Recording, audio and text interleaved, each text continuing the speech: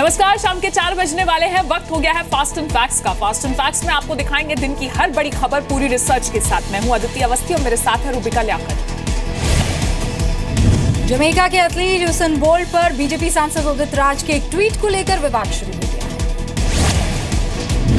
BJP सांसद उदित राज ने रविवार रात ट्वीट किया, लिखा, जमैका के यूसेन बोल्ट बहुत करीब थे। उनके ट्रेनर ने उन्हें दोनों वक्त बीफ खाने की सलाह दी थी और उन्होंने ओलंपिक में 9 स्वर्ण पदक जीते। विवाद होने पर उदित राज ने सफाई भी दी, कहा, मैं ये तो हुसैन बोल्ट का ट्रेनर का स्टेटमेंट है, मेरा स्टेटमेंट तो है नहीं। मुझे नहीं मालूम कि उदित राज बीफ खाने की सलाह दे रहे हैं या नहीं दे रहे। अगर वो आज ये बात कह रहे हैं तो कहीं ना कहीं जो दलित उत्पीड़न है इस सरकार के खिलाफ वो झलकता है साफ। उदित राज के बयान पर खिलाड़ियों ने भी प्रतिक्रिया दी, कहा, उनका काम सिर्फ खेलना है, वो ऐसी बातों पर ध्यान नहीं देते। The player, anybody in any sport, I think they should really work hard and dedication also is very important. So definitely I feel hard work is the key for success. बोलते उनको पता होगा, ये सब बड़े लोग हैं। मैं यही बोलूँगी कि बस हम स्पोर्ट्स पर्सन हैं, हमें सिर्फ स्पोर्ट्स पे ध्यान रखना है और कुछ नहीं। उदित राज ने कहा, भारत में खिलाड़ियों के लिए सुविधाओं की कमी नहीं थी। उदित राज ने कहा, बुनियादी सुविधाओं की कमी की दुहाई देना गलत है। उदित राज के मुताबिक भारतीय खिलाड़ियों को यूसेन बोल्ट से सबक और समर्पण की सीख लेनी चाहिए। उदित राज ने कहा, कोई एथलीट मुश्किल हालातों के बावजूद भी अपना रास्ता तलाश सकता है। हॉकी खिलाड़ी रानी रामपाल ने कहा है कि उदित राज को देश के खिलाड़ियों को सपोर्ट करना चाहिए, ना कि आलोचना कर उनका मनोबल गिराना चाहिए। भारत आने वाले विदेशी पर्यटकों की सुरक्षा के लिए पर्यटन मंत्रालय ने नई पहल की है। पर्यटन मंत्रालय की गाइडलाइन के मुताबिक विदेशी पर्यटकों को एयरपोर्ट पर वेलकम किट दी जाएगी। किट में सैलानियों के लिए डूज एंड डोंट्स की जानकारी होगी।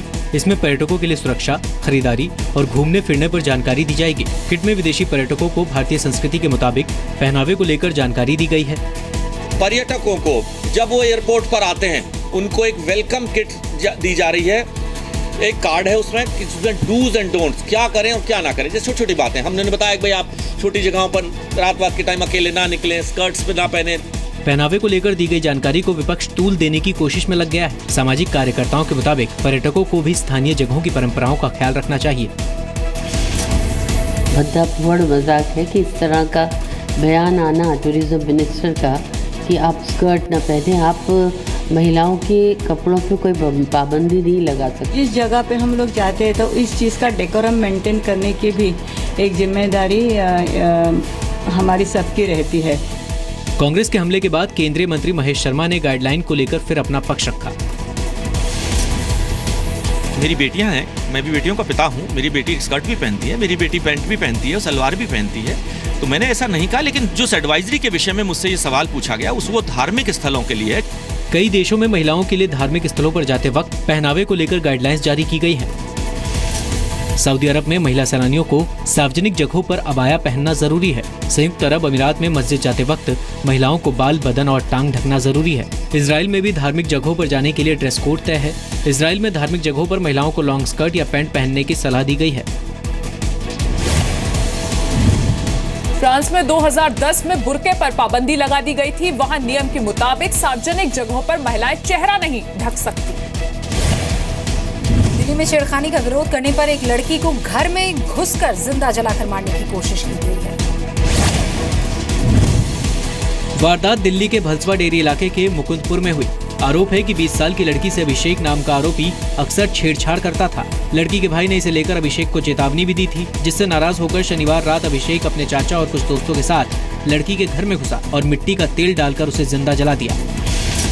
इसी जगह शनिवार रात 8:30 बजे के करीब जब वो बदमाश लड़की के भाई की पिटाई करने के बाद सीधे 2-3 लड़के इस घर में घुस आए। तीनों ने केरोसिन तेल यहाँ पर लेके आए थे, खुद लेके आए थे, और उसके बाद लड़की पर केरोसिन तेल डाली और उसे जलाने की कोशिश की गई।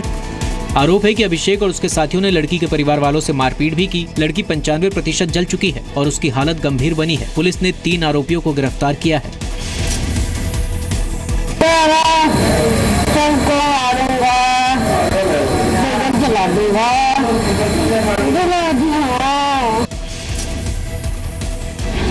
मैं तो मेरे को इतना मार था, मैं गिर गया था। मुझे बाद में पता लगा कि उसके चाचा ने और अभिषेक ने आग लगाई है घर में घुस। आरोपी अभिषेक लड़की के पड़ोस में रहता है। और दूध की डेयरी चलाता है। अभिषेक ने 27 अगस्त को पीड़ित को मैसेज भेजकर मिलने के लिए बुलाया। न मिलने पर आरोपी ने पीड़ित लड़की को जान से मारने की धमकी दी। अभिषेक पिछले कई दिनों से लड़की पर साथ भागने का दबाव बना रहा था। लड़की ने भाई से शिकायत की तो धर्मेंद्र ने अभिषेक को थप्पड़ मारा और चेतावनी दी। वैसे बाकी आरोपियों की तलाश के लिए पुलिस जगह जगह छापेमारी कर रही है। जर्मनी के बाद लंदन में बलोच और सिंधी नेताओं ने पाकिस्तान के खिलाफ प्रदर्शन किया। पीएम मोदी के समर्थन में नारे लगाए। लंदन में चीनी दूतावास के बाहर प्रदर्शन के दौरान लोगों ने बलूचिस्तान का मुद्दा उठाने के लिए पीएम मोदी को शुक्रिया कहा। पीएम मोदी फॉर बलूचिस्तान के नारे लगाए। हम तुम्हारे साथ हैं।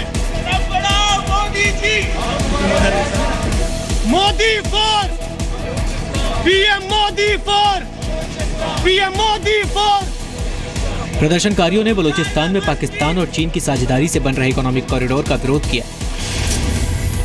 पाकिस्तान और चाइना को ये बताएं कि वो बलूचिस्तान में बगैर बलोचों के राय, बलोचों के सलाह, बलोचों के मर्जी के बगैर कुछ भी नहीं कर सकते। इनका हमेशा यही रवैया रहा है कि जो चीज़ छीन सकते हो तो छीनो।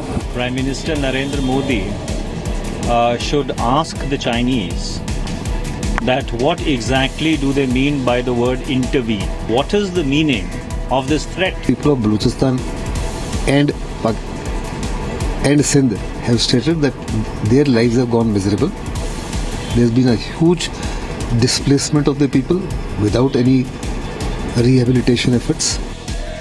गिलगित बलूचिस्तान और पीओके में पाकिस्तान के खिलाफ उठी आवाज सिंध प्रांत पहुंच गई। सिंध के मीरपुर खास में लोगों ने आजादी के नारे लगाए, अलग से सिंधु देश बनाने की मांग की।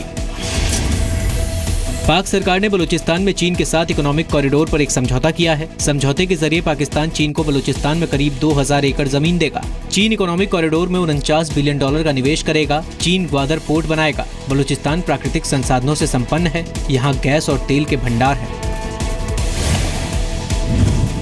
इससे पहले जर्मनी भी बलोच नागरिकों ने पाकिस्तान के खिलाफ प्रदर्शन किए थे। घाटी में शांति कायम करने के लिए दिल्ली में एक सर्वदलीय प्रतिनिधि मंडल 4 सितंबर को कश्मीर जाएगा। गृहमंत्री राजनाथ सिंह की अगुवाई में जाने वाला प्रतिनिधिमंडल कश्मीर में सभी पक्षों से बातचीत करेगा। राज्य में शांति और अमन फिर से बहाल करने पर चर्चा होगी। इस बीच सिर्फ नौहट्टा और महाराजगंज को छोड़कर 51 दिनों बाद श्रीनगर से कर्फ्यू हटा लिया गया। हालांकि हालात पर काबू रखने के लिए इलाकों में धारा 144 लागू रहेगी। इस दौरान 10 या उससे ज्यादा लोगों के इकट्ठा होने पर पाबंदी रहेगी।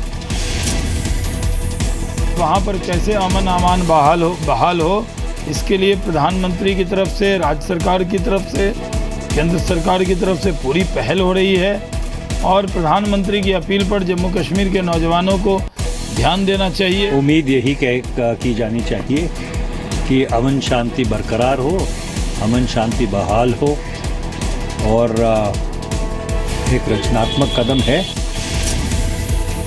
कश्मीर में 8 जुलाई को बुरहान वानी के एनकाउंटर के बाद हिंसा की शुरुआत हुई थी। कश्मीर में हुई हिंसा में 2 पुलिस वालों समेत 68 लोग मारे गए थे। करीब 8000 लोग घायल हुए। घायल हुए लोगों में 4500 से ज्यादा पुलिस वाले भी शामिल हैं। अलगाववादियों ने कश्मीर में 1 सितंबर तक बंद का ऐलान भी किया है। कल पीएम ने मन की बात में भी कश्मीर का जिक्र करते हुए नौजवानों को भड़काने वालों पर निशाना साधा था। साथ ही कहा था कि जान चाहे नौजवान की जाए या जवान की, नुकसान भारत को हो रहा है। खेल दिवस के मौके पर आज राष्ट्रपति प्रणब मुखर्जी ने खिलाड़ियों को खेल पुरस्कारों से सम्मानित किया। बैडमिंटन में उनकी उत्कृष्ट उपलब्धियों को मान्यता प्रदान करते हुए रियो ओलंपिक में सिल्वर मेडल जीतने वाली बैडमिंटन खिलाड़ी पीवी सिंधु और ब्रॉन्ज मेडल जीतने वाली रेसलर साक्षी मलिक को खेल रत्न दिया गया। सुश्री दीपा कर्माकर। ओलंपिक में शानदार खेल दिखाने वाली जिम्नास्ट दीपा कर्माकर और शूटर जीतू राय को भी खेल रत्न मिला। 25 साल में पहली बार ऐसा मौका है जब एक साथ 4 खिलाड़ियों को खेल के सबसे बड़े सम्मान से नवाजा गया। बहुत अच्छा था उसके एक्सपीरियंस, उन्होंने बहुत मोटिवेशन किया हमें और मुझे लगता है इसमें हम जो स्पोर्ट्स पर्सन है आगे और हमारा अच्छा होगा। बहुत ही खुश हूँ और मैं बहुत ही गर्व करता हूँ कि मुझे आज इतना बड़ा अवार्ड से मुझे सम्मानित किया जा रहा है और मैं बहुत थैंक यू बोलना चाहता हूँ जिसने मुझे सपोर्ट किया है। विराट कोहली के कोच राजकुमार शर्मा समेत 6 कोच को द्रोणाचार्य अवार्ड दिए गए। क्रिकेटर अजिंक्य रहाणे, हॉकी खिलाड़ी रानी रामपाल और फुटबॉल खिलाड़ी सुब्रत कौल समेत 15 खिलाड़ियों को अर्जुन पुरस्कार दिए गए। 3 खिलाड़ियों को ध्यानचंद अवार्ड से सम्मानित किया गया। पीवी सिंधु ओलंपिक में 92 साल में सिल्वर मेडल जीतने वाली पहली भारतीय महिला खिलाड़ी हैं। साक्षी ने रियो ओलंपिक में फ्री स्टाइल रेसलिंग की 58 किलोग्राम कैटेगरी में ब्रॉन्ज मेडल जीता था। दीपा ओलंपिक के फाइनल में पहुंचने वाली पहली भारतीय खिलाड़ी रही। वो फाइनल में चौथे नंबर पर थी। Jitu Rai men's 10 metre air pistol tournament की वर्ल्ड रैंकिंग में तीसरे नंबर पर थे। खेल रत्न से सम्मानित खिलाड़ियों को मेडल के अलावा 7.5 लाख रुपए, जबकि अर्जुन और द्रोणाचार्य अवार्ड से सम्मानित खिलाड़ियों को 5 लाख का नगद इनाम मिलता है। छत्तीसगढ़ की राजधानी रायपुर में एक डॉक्टर के घर से भारी मात्रा में हथियार बरामद किए गए हैं। रायपुर के टैगोर नगर में रहने वाले जिस डॉक्टर के घर में हथियारों का जखीरा मिला है, उसका नाम अनिरुद्ध चटर्जी है। आरोप है कि डॉक्टर अनिरुद्ध घर में अवैध हथियारों की वर्कशॉप चलाता था। खास बात यह है कि डॉक्टर ने घर के कमरे में हथियारों को सजा कर रखा था। पुलिस ने डॉक्टर और उसके एक दोस्त को गिरफ्तार किया है। अनिरुद्ध चटर्जी से पूछताछ की और उसके घर की तलाशी के दौरान 3 लाइसेंसी गन मिले। उसके अलावा काफी संख्या में खाली कारतूस मिले, भरे वाले कारतूस भी मिले।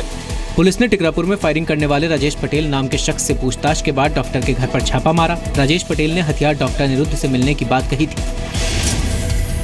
आरोपी डॉक्टर अनिरुद्ध चटर्जी टैगोर नगर में होम्योपैथी क्लिनिक चलाता है। घर से 312 बोर की मॉडिफाई गन, 12 बोर की गन, 32 रिवॉल्वर समेत भारी मात्रा में हथियार और कारतूस मिले। डॉक्टर के घर से हथियार बनाने से जुड़ी 3 किताबें और कुछ ऑनलाइन डेटा भी मिला है। पुलिस को शक है कि डॉक्टर हथियार तैयार करके नक्सलियों को बेचता था। पुलिस आरोपी डॉक्टर का मोबाइल जब्त कर पिछले 2 साल की लोकेशंस और कॉल डिटेल्स की जांच कर रही है।